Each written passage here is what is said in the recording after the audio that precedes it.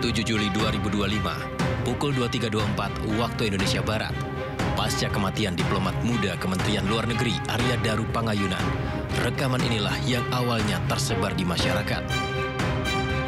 Terlihat Arya Daru Pangayunan keluar dari kamar kosnya di Jalan Gondang Dia Kecil, Menteng, Jakarta, membawa plastik hitam yang diduga sampah. Kemudian pukul 23.26 waktu Indonesia Barat, Arya kembali ke kamarnya. Lalu pukul 00.27 Selasa dini hari, penjaga kos kemudian tampak berjalan mondar-mandir di depan kamar kos korban. Sambil berkomunikasi lewat telepon genggam, penjaga kos kemudian mengintip kamar korban melalui celah pintu. Diduga, penjaga kos tengah berkomunikasi dengan orang terdekat korban yang memintanya untuk memeriksa keberadaan korban di dalam kamar. Penjaga kos kembali berjalan mondar-mandir untuk kedua kalinya pukul 5.26. Sang penjaga tampak membawa sapu di tangannya. Barulah sekitar 2 jam kemudian, atau pukul 7.37, sang penjaga kos berbaju putih terlihat bersama seorang pria berjaket hijau berusaha membuka jendela kamar Arya secara paksa. Setelah jendela berhasil dibuka, penjaga kos menggunakan kartu akses yang diambil dari dalam kamar untuk membuka pintu tersebut. Pintu pun terbuka. Sang penjaga kos masuk ke dalam kamar sementara pria lainnya menunggu di luar sambil merekam. Disitulah Arya Daru ditemukan telah meninggal dunia dengan wajah terlilit lakban.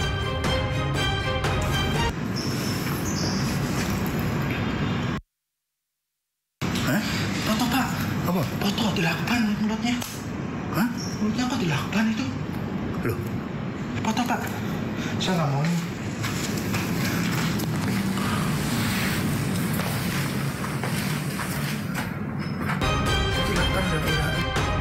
Situasi ini membuat penjaga kos panik. Dilakban mulutnya. Hah? Mulutnya apa dilakban itu? Loh? Foto, Pak. Saya nggak mau. 7 Juli 2025, pukul 21.43 hingga 23.09 waktu Indonesia Barat. Inilah rekaman CCTV lainnya yang juga ramai dibicarakan publik. Dalam keterangan resminya, Polda Metro Jaya menyebut korban diduga berada di rooftop gedung Kemlu. Dari pengamatan CCTV, korban terlihat naik dengan membawa sebuah tas gendong dan sebuah tas belanja. Namun saat turun, korban tak lagi membawa tas tersebut. Video-video ini sudah tersebar di media sosial.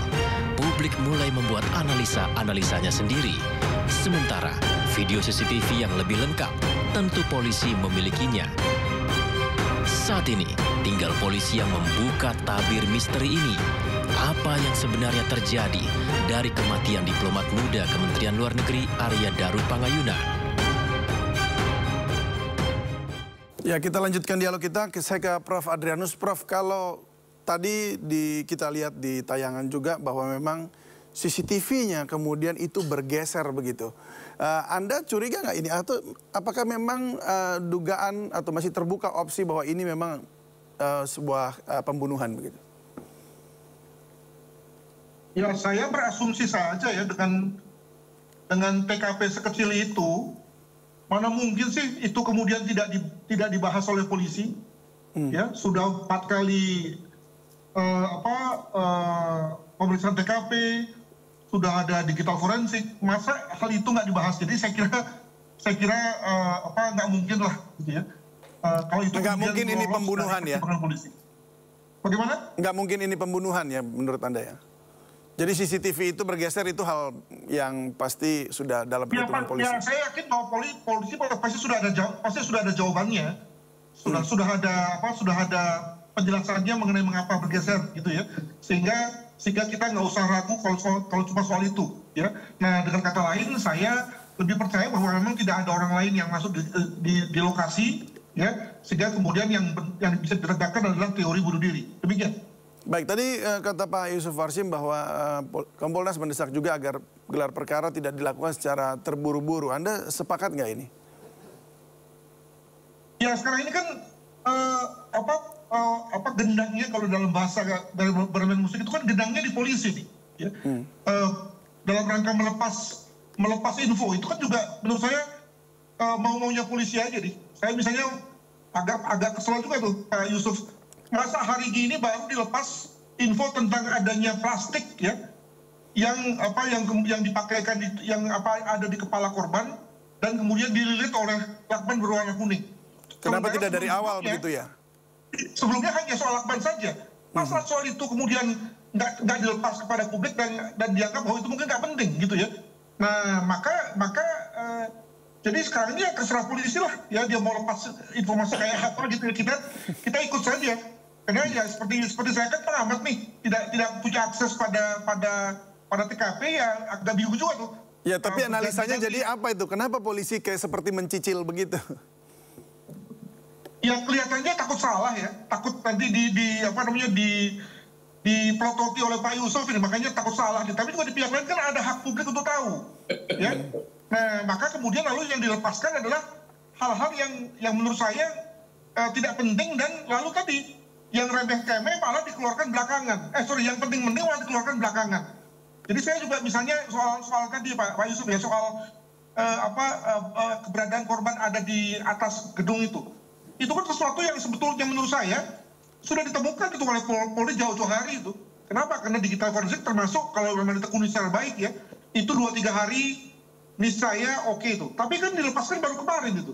Nah, kenapa begitu ya? Gitu ya, sehingga lalu kemudian membuat publik liar dari segi analisisnya, dan ketika kemudian lalu sudah liar, lalu dibilang jangan bikin yang enggak lah, yang mulai siapa, gitu kan? Begitu. Terima kasih. Iya baik, Pak Yusuf, silakan komentar Anda terkait hal tersebut. Ya, kami sendiri senantiasa mendorong agar proses penyelidikan itu sebagai wujud transparansi bisa terus diupdate apa yang sudah dilakukan dan apa yang akan dilakukan.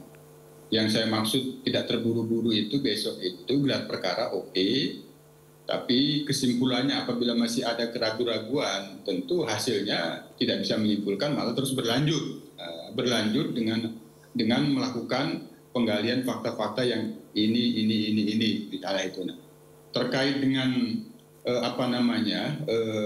soal keraguan-raguan, karena memang scientific crime investigation yang kita dorong, memang yang dipilih oleh penyelidik ini menunggu hasil otopsi, terutama otopsi dengan tujuan tertentu. Otopsi ini kan dilakukan oleh tim RSCM ya, RSCM. Jadi menunggu itu, terutama juga menunggu yang kaitannya dengan taksologi, dikhawatirkan ada zat. Tapi kembali lagi ke TKP, buat saya sebagai pengawas, TKP itu tetap menarik untuk mendapatkan satu fakta yang benar-benar terang, fakta yang benar-benar meyakinkan dan tidak ragukan dengan hasil. Nah, apalagi apabila diyakini seperti Prof. Adrianus bahwa ini adalah diduga pembunuhan, TKP itu harus bisa meyakinkan tidak ada keraguan-raguan di dalamnya bahwa tidak ada celah bagi orang lain selain daripada pengadu korban almarhum yang bisa masuk. Meskipun sekali lagi Bung David, hasil forensik hanya satu sidik jari yaitu korban sendiri. Tapi sekali lagi apabila itu diduga dilakukan oleh orang lain yang itu tidak pidana pembunuhan, bagaimana kalau itu dilakukan serapi mungkin? Nah, inilah yang harus bisa diurai dan dijawab dengan fakta dari waktu yang selalu saya sampaikan. Sejak tidak bisa berkomunikasi istri dengan almarhum, yang kemudian sampai ke kamar kos, yang kemudian ada aktivitas membuang sampah dan kembali, itu sekitar itu kan rentang waktunya itu pukul 23 itu membuang sampah itu. Nah, setelah itu apa aktivitas yang bisa tergambarkan dalam fakta-fakta melalui analisis digital CCTV yang itu benar-benar bahwa pintu, jendela, masalahnya kan jendela itu bisa dibuka dengan seperti yang kita lihat situ, dipastikan bahwa tidak ada orang lain yang bisa membuka pintu jendela itu kecuali yang sudah mengerti dan paham jenis kunci jendelanya, model kunci jendelanya itu model seperti apa, sehingga sudah dipastikan begitu mengenal kunci jendelanya itu untuk dibuka dengan obeng. Saya melihatnya sangat sederhana itu membukanya jendela. Terlalu itu mudah begitu ya? Iya. Nah, apakah Kompolnas sudah pernah meminta audit independen gitu atas proses penyelidikan mengingat adanya ya itu tadi ponselnya hilang, posisi tubuh korban dan sebagainya? Terkait dengan ponsel lagi ini kan masih dalam upaya disampaikan kepada kita upaya untuk bisa ditemukan.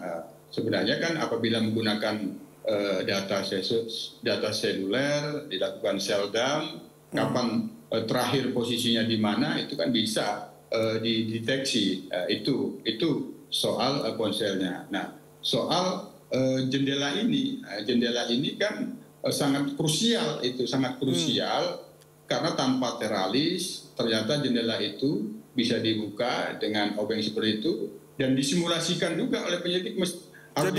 Jadi Kompolnas mencurigai di titik ini ya, jendela ini ya. Apakah jendela itu bisa dikunci dari luar dengan menutup jendela itu misalnya begini terus terkunci. Nah, kan itu harus betul-betul disimulasikan sehingga 99,9% dipastikan tidak ada orang lain yang bisa masuk ke kamar itu. Apakah itu melalui akses pintu atau melalui jendela yang tanpa teralis yang kita lihat dalam rekaman kamera itu ternyata bisa dibuka dengan mencongkel obeng dimasukkan ke celah yang paling batas jendela dengan dinding itu kan dia begini kan, begitu cara membukanya. Itu kan perlu pemahaman tentang kunci jendela itu, tidak asal main jorong-jorong aja obeng itu perlu ada pemahaman itu. Baik, saya kembali ke Prof. Adrianus. Prof, mungkin kalau kita lihat memang tadi disampaikan oleh Pak Yusuf Warsim bahwa ada terlalu mudah gitu untuk membuka hal tersebut begitu. Kalau dari Anda sendiri, ini tentu polisi pasti juga sudah tahu ya. Tapi kalau dari sisi seorang kriminolog melihat ada potensi di jendela ini, menurut Anda masih terbuka nggak bagi Anda ini bahwa ini memang sebenarnya adalah pembunuhan yang sangat rapih kalau dikatakan tadi?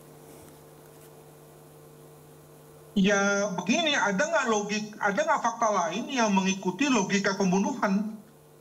Ya, misalnya apakah lalu kemudian ada tanda ada orang lain masuk gitu kan? Lalu kemudian ada perlawanan, ada perkelahian, ada sidik jari dari orang lain, ya kan? Kalau memang ada indikasi-indikasi seperti itu, artinya menunjang teori bahwa ada orang lain dan maka benarlah teori pembunuhan gitu. Nah, selama tidak ada ya maka lalu saya berpendapat bahwa ya ini memang ya sama halnya dengan kita di rumah masing-masing kan punya cara ya nyimpan kunci gitu ya yang kalau orang luar bilang nggak masa gitu ya, tapi tadi karena kita orang dalam kita tahu lah, kita orang rumah kita tahu gimana nyimpan kunci gitu ya. Sebab kalau hanya berangkat dari soal mudah sekali itu kan bagi sang penunggu, sang pembantu kosnya gitu ya.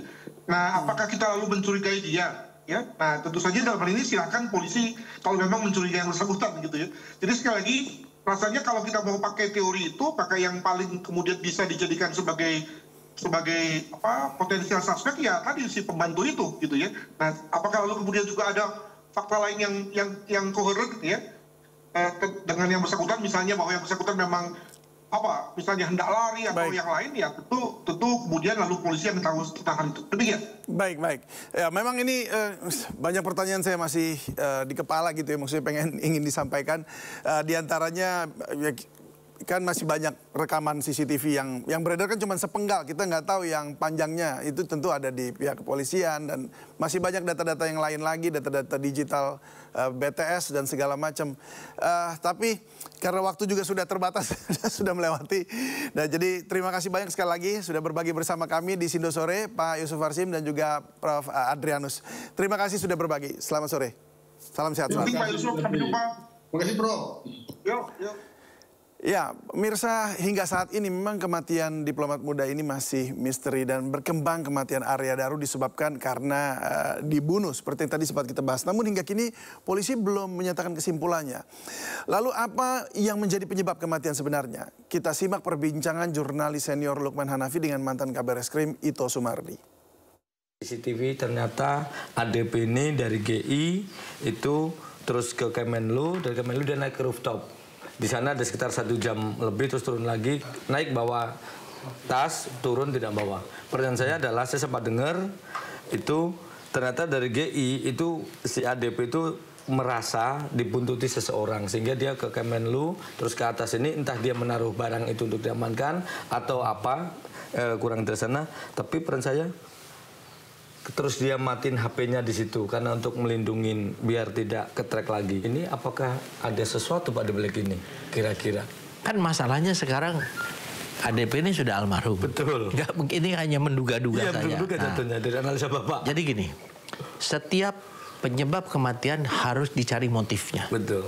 Kalau memang ini dugaannya adalah bunuh diri, motifnya ada apa, ini diruntut nih Mas. Betul. Dari tracking HP kita bisa mengetahui penyidik itu adalah, ini digital forensik ya, itu pernah ke GI belanja, kemudian ke Kemlu, di Kemlu kan ada CCTV. Kemudian apa saja yang dilakukan, ini semua adalah rangkaian untuk melengkapi motif. Ya, ini pun juga motif yang tadi, kalau kemungkinan dia itu dilakukan dibunuh oleh orang lain. Nah ini juga motif yang tadi cerita. Kan kadang-kadang sekarang di zaman AI ini orang bisa merangkai cerita-cerita. Tapi penyidik tentunya mengumpulkan yang namanya keterangan-keterangan, kemudian fakta-fakta yang ada, ini kan fakta itu untuk kemudian nanti dirangkum menjadi satu kesimpulan. Jadi kalau dikatakan dia memang merasa dia dibuntuti, tentu ada latar belakang kenapa dia dibuntuti. Apakah dia melakukan satu kesalahan? Apakah dia membuat seseorang itu menjadi marah atau sakit hati sehingga akan melakukan sesuatu yang buruk? Nah, ini juga harus dipertimbangkan oleh penyidik dan saya yakin penyidik juga udah mengarah ke sana gitu. Oke, soal sakit hati Pak. ADP ini ganteng Pak, tinggi. Ya. Ini bagi cewek-cewek ini idola lah pasti ketika Arjuna lah. Arjuna betul.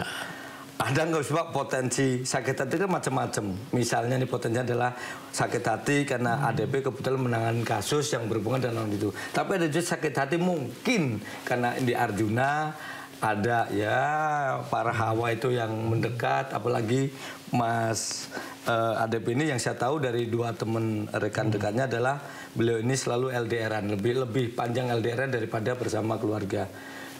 Mungkin karena digoda-goda, ya sebenarnya belum tentu sesuatu yang serius, tetapi karena sering digoda menjadi akhirnya akrab. Nah kebetulan yang akrab itu mungkin sudah entah itu punya pacar, punya pasangan, akhirnya tidak terima terus ini. Kan ini salah satu, tapi di luar juga mungkin ada kasus yang lain yang mungkin sedang ditangani terus nggak terima. Ada kemungkinan kayak gitu sih nggak sih Pak? Kalau menurut saya, ini kan ada 2 ya, masalah pribadi dengan masalah kedinasan. Kalau masalah kedinasan menurut saya kok tidak terlalu signifikan ya terhadap kasus ini. Karena dia ada satu kelembagaan, kemudian dia juga bukan seorang istilahnya yang seperti penyidik, ya kan, itu beda kan ya. Tapi kalau masalah pribadi ya tadi disampaikan ya, kan seseorang itu tentunya punya masa lalu, masa sekarang dan masa depan. Nah, masa lalunya ini di mata orang memang mungkin baik ya, dan kalau kita lihat secara physically yang bersangkutan itu memiliki kelebihan dibandingkan orang lain. Kemudian penemuan jasad tanpa identitas oleh seorang pencari rumput mengejutkan warga Gresik, Jawa Timur. Jasad ditemukan tak jauh dari jalan raya dalam kondisi terbungkus plastik dan kardus.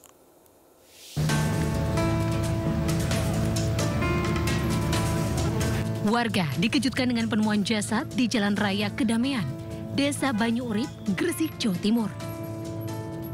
Jasad tanpa identitas ini ditemukan oleh seorang warga yang sedang mencari rumput. Saat ditemukan, kondisi korban terbungkus plastik, dilapisi kardus dan dilakban dan rapi. Warga yang curiga langsung melaporkan penemuan ini ke polisi. Tim Inafis dari Polres Gresik yang datang ke lokasi langsung melakukan olah tempat kejadian perkara dan mengevakuasi jasad korban untuk keperluan autopsi di RSUD Ibnu Sina Gresik. diketahui penyebab tewasnya korban, tetapi polisi menduga penemuan mayat ini merupakan kasus pembunuhan. Hingga kini, polisi masih mendalami identitas korban dan motif di balik kasusnya. Sejumlah saksi, termasuk warga yang pertama kali menemukan jasad, sudah dimintai keterangan. Kepolisian masih melakukan penyelidikan lebih lanjut, termasuk pemeriksaan CCTV.